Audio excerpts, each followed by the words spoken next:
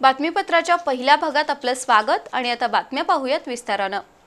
कोल्हापुरातील छत्रपती शिवाजी स्टेडियम मधील जलतरण तलावाची प्रचंड दुरावस्था आहे। जलतरणपटू आणि विविध संघटनांच्या आंदोलनानंतर काही कामांना मान्यता मिळाली।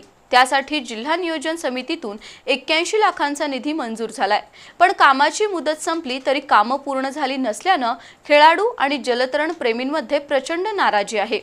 शिवाजी स्टेडियम मधील जलतरण तलावाच्या कामांकडे लक्ष वेधण्यासाठी आज कोल्हापूर शहर आणि जिल्हा नागरिक कृती समितीच्या शिष्टमंडळाने जिल्हा क्रीडा अधिकारी निलिमा अडसूळ आणि सार्वजनिक बांधकाम विभागाच्या कर्मचाऱ्यांना धारेवर धरलं। मुळात जिल्हा क्रीडा विभागातील निष्क्रियता आणि संवेदनशून्य कारभार सुधारण्याची गरज आहे। कोल्हापुरातील छत्रपती शिवाजी स्टेडियम जवळच्या जलतरण तलावाची प्रचंड दुरावस्था झाली आहे। त्याबद्दल कृती समिती, विविध संघटना आणि खेळाडू यांनी अनेक आंदोलने केली। त्यानंतर या जलतरण तलावाच्या डागडुजीसाठी जिल्हा नियोजन समितीमधून 81 लाख रुपये मंजूर झाले। गेल्या 6 महिन्यापासून या निधीतून कामं सुरू आहेत, मात्र मुदत संपली तरीही कामांची पूर्तता झालेली नाही।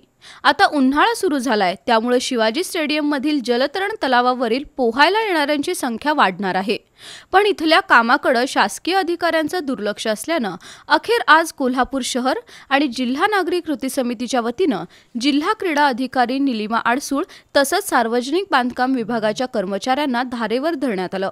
जलतरण तलावाचं काम मुद्दाम रखडत ठेवलं आहे, असा आरोप कृती समितीच्या रमेश मोरे यांनी केला। तसंच शिवाजी स्टेडियमसाठी मंजूर झालेल्या 1,80,00,000च्या निधीतून कामं व्यवस्थित झाली नसल्याचा आरोप अशोक पवार यांनी केला। 15 मार्च 2025 पर्यंत हा जलतरण तलाव खुला झाला नाही तर जिल्हा क्रीडा अधिकारी कार्यालयाला टाळं ठोकण्याचा इशारा यावेळी देण्यात आला।